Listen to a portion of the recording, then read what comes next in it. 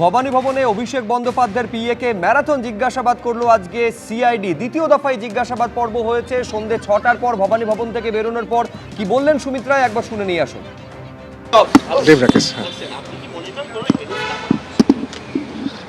হতে পারে, কিন্তু আমি এ নিয়ে কোনো মন্তব্য করবো না।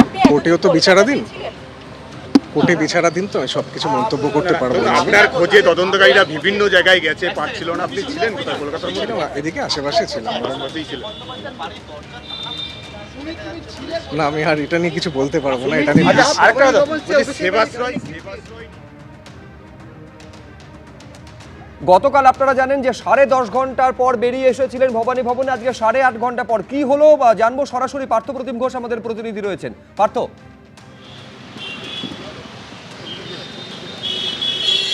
দেখো, এই মুহূর্তে 8 ঘন্টা পর বেরোলেন অভিষেক বন্দ্যোপাধ্যায়ের আত্মসহায়ক সুমিত রায়। তিনি একেবারে পায়ে হেঁটে বেরোচ্ছেন। সুমিত, যে বিষয় জানতে চাইছি যে গতকালকেও জিজ্ঞাসাবাদ, আজকেও জিজ্ঞাসাবাদ, তদন্তকারীদেরকে কালকেও আপনাকে আবারও তলব করা হয়েছে। কি বলবেন এই যে একের পর এক অভিযোগ আপনার বিরুদ্ধে? না, আমি আর কিছু বলছি না, যা বলার বলে দিয়েছি। আবার আগামীকাল এখানে আসবো, ইনভেস্টিগেশনে আবার সেবাশ্রয় থেকে শুরু করে একেবারে মাটি চুরি থেকে শুরু করে আপনার বিরুদ্ধে চাকরি দেওয়ার নামে প্রতারণার অভিযোগ। আমি আর কিছু বলছি না। আপনি ছিলেন কোথায়? কারণ আপনার খোঁজে আমরা দেখেছি পুলিশকে রাতভর অভিষেক বন্দ্যোপাধ্যায়ের বাড়ির নিচে অপেক্ষা করতে এবং তারপরে একেবারে তালা ভেঙে বাড়িতে ঢুকতে। দেখুন, ম্যাটারটা তো এটা সুপ্রিম কোর্ট হাইকোর্টে বিচারাধীন। আমি সেরকমভাবে কিছু কমেন্ট করতে পারি না। আমি সেই জন্য বলছি কিছু করতে পারি না। কিন্তু এইরকম যে অভিযোগগুলো উঠছে, রোগীরা অভিযোগ যে সেখানে হচ্ছে জুনিয়র চিকিৎসকদেরকে নিয়ে আসা হয়েছিল সেবাশ্রয় বা আয়ুর্বেদিক চিকিৎসকদের দিয়ে পরিষেবা দেওয়া হয়েছে। কারণ পা বাদ গেছে, ছোট্ট শিশুর হাত বাদ গেছে। না, আমি কিছু মন্তব্য করছি না। সেবাশ্রয় কি কিছু মন্তব্য করছি না। সেবাশ্রয় যেটা ছিল সেটা হচ্ছে চিকিৎসকদের ছাড়া জুনিয়র চিকিৎসকদেরকে ব্যবহার করা হয়েছে। আমি এটা নিয়ে কোনো কিছু মন্তব্য করবো না। চেষ্টা আসুক তখন কথা হবে। কিন্তু এতগুলো অভিযোগ উঠছে আপনার বিরুদ্ধে, সেই জন্য আপনার কাছে আমার জানতে চাওয়া। আমি এটা নিয়ে নো কমেন্টস, কোনো মন্তব্য করতে পারছি না। এই সুজয় হাজরার সঙ্গে আপনার আর্থিক লেনদেন হয়েছে? না, থ্যাংক ইউ, কোনো কিছু না। দাবি সুজয় হাজরার সঙ্গে আপনার কোটি কোটি টাকা আর্থিক লেনদেন। সুজয় হাজরার সঙ্গে আপনার কোটি কোটি টাকার আর্থিক লেনদেন? এরকম কিছু হয়নি কখনো। সরকারি জমি বিক্রি করে, সরকারি জমিকে একেবারে প্রাইভেট ল্যান্ডে বিক্রি করা হয়েছিল।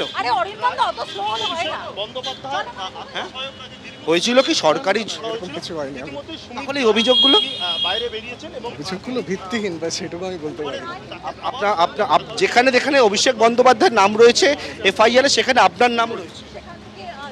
দেখা যাক, যখন ইনভেস্টিগেশনে ডাকলে নিশ্চয়ই আমি আসবো।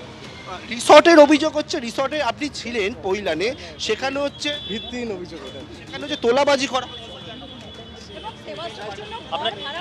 রিসর্টের অভিযোগ তোলাবাজি। ভিত্তিহীন অভিযোগ করা হয়েছে। আপনি ছিলেন কোথায়? আমি যেটা বললাম না আমি এক্ষুনি, যে আমি এই বিষয়টা সুপ্রিম কোর্টে ইনস্ট্রাকশনে হচ্ছে, তো আমি কিছু বলতে পারবো না। খোঁজে একেবারে পুলিশ দেশের বিভিন্ন প্রান্তে, কখনো পাঞ্জাবে যাচ্ছে, কখনো হরিয়ানাতে যাচ্ছে, কিন্তু আপনি ছিলেন কোথায়? আমি সেভাবে এই নিয়ে কোনো মন্তব্য করতে পারবো না।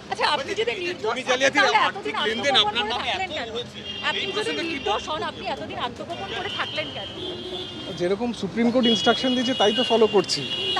তার আগে তো একাধিকবার আপনি আদালতে গেছিলেন, হাইকোর্টে গেছিলেন, সেখান থেকে রিল্যাক্সেশন পাননি। এই বলতে পারবো না, আর এই বিষয় নিয়ে কোনো আমি কিছু মন্তব্য করতে পারবো না। পুলিশের দাবি আপনি পালিয়ে বেড়াচ্ছেন। দাবি আপনি পালিয়ে বেড়াচ্ছেন। জমি জালিয়াতি, চাকরি চুরি, প্রত্যেকটা ক্ষেত্রেই তো আপনার নাম জড়িয়ে। আস্তে জনপ্রতিনিধিও ছিলেন না, দলের সঙ্গেও যুক্ত ছিলেন না, তারপরে আপনার নাম কিভাবে জড়ায় এতটা? যে গাড়ি আপনি ব্যবহার করছেন, এমনকি এবিপি আনন্দ এগিয়ে থাকে, এগিয়ে রাখে।